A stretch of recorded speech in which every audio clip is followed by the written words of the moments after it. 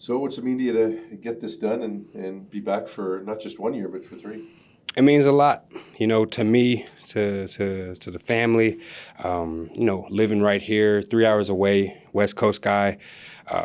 Initially on the neg list here, it feels like it's just full circle, like I'm supposed to be here. But I'm just very thankful and blessed, blessed by God. Thankful to Amar, Dwayne, Neil, Ryan, Coach Rick, everybody involved with the process, man. I'm happy we got it done, and I'm just happy to be here for the next 3 years. You had a bit of a breakthrough last year. You wound up leading the league in passing. What area do you want to improve? Interceptions. We all know that. You know what I'm saying?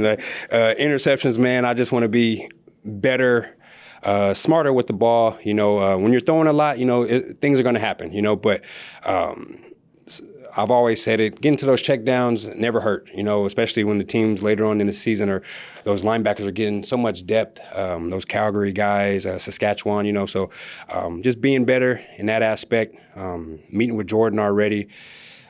I'm already excited, man. He's doing some new things. He's diving into the database, and it's going to be a fun year. What do you think you improved the most in last year? Like, how are you able to take that next step? Yeah, I think my film study, my preparation, I never stayed as late as I did this past year in previous years, and just watching film, game planning with the coaches, giving my input, getting the preview to the next day, what we're putting in for practice or whatever.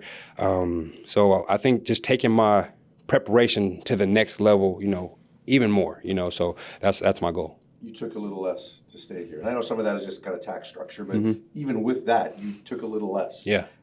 Why? Knowing the team that we had, when I first got here in 2022, I said, man, this locker room, this team, these coaches, like, this is a Grey Cup team, We came up short the last 2 years, but I know we still have it, and I knew for us to get the players, Hollins, Hatch, Katoy, Sione, some of these guys, Ben, Woods, all these guys, I knew I had to take less. I couldn't be in the top 3, area, which I feel like I am as a player, but I think the team is more important. And that's why I took less this year and just wanted to, again, just better this team however I could. How do you finally beat Winnipeg?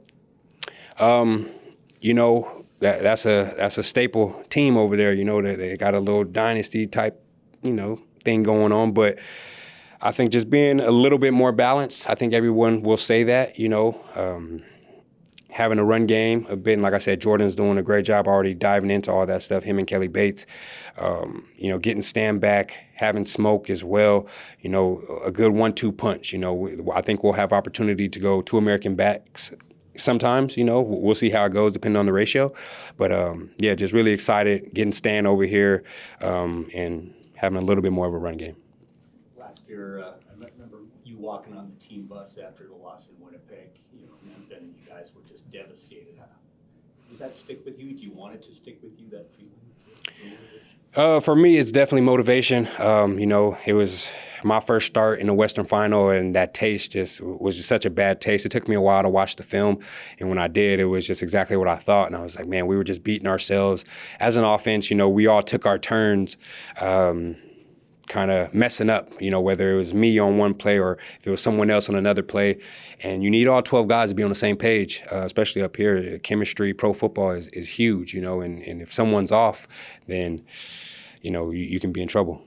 Do you think going through that together and the core is pretty much back, that makes you stronger, and that there has to be a progression there after going through something? Absolutely. I think we all know here the standard is Grey Cup or bust. Like, the last 2 years, it's been Western Final, 12-6, 12-6. My message to everyone I've spoken to is Grey Cup or bust. Everyone needs to be dialed in day one. I'm saying this at training camp.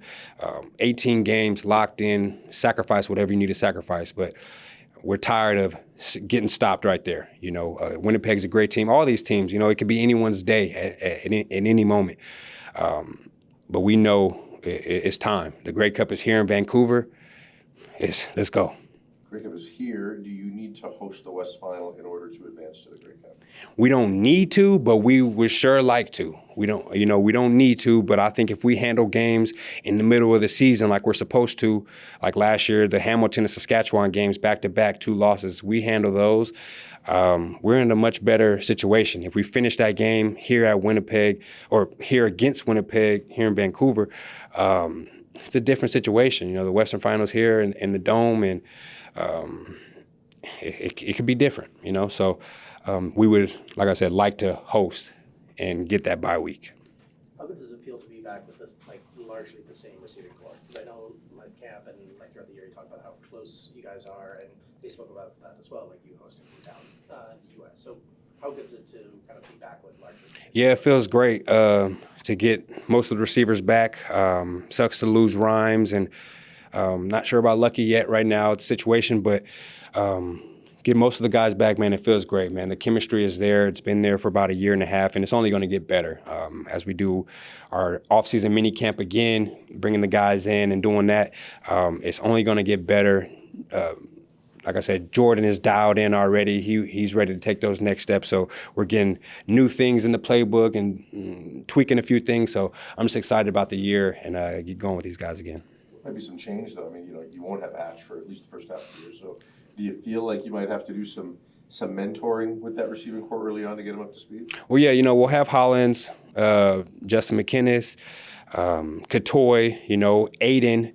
I know he played in a couple games last year, so he's got some experience. I think he'll start off in camp, And then we'll have a bunch of young guys getting ready to fill in for Hatch, and one of those guys is going to step up, So I'm excited about all of them. I've seen what they can do, checked out their highlight tapes and stuff like that. A couple of them already came up to my home in Seattle area and thrown with me.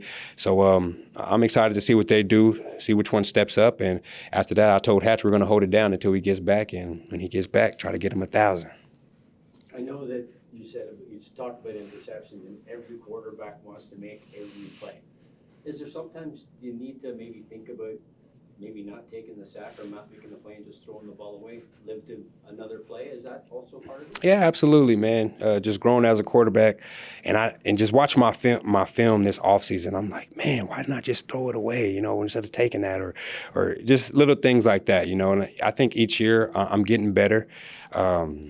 We like I said, we just threw a lot this year, and I'll never complain about throwing a lot because I love the yards and things like that. But you have to be smarter. You got to take care of that ball. Give your defense a chance. You know what I'm saying? Don't put so much pressure on them, having them on the field so much. And like I said, we all do our job and take care of that ball. I think we're a really good football team. And good. Thank you, guys. God bless. Go Lions. Yeah, Barry's going to do a quick, we're going to do a live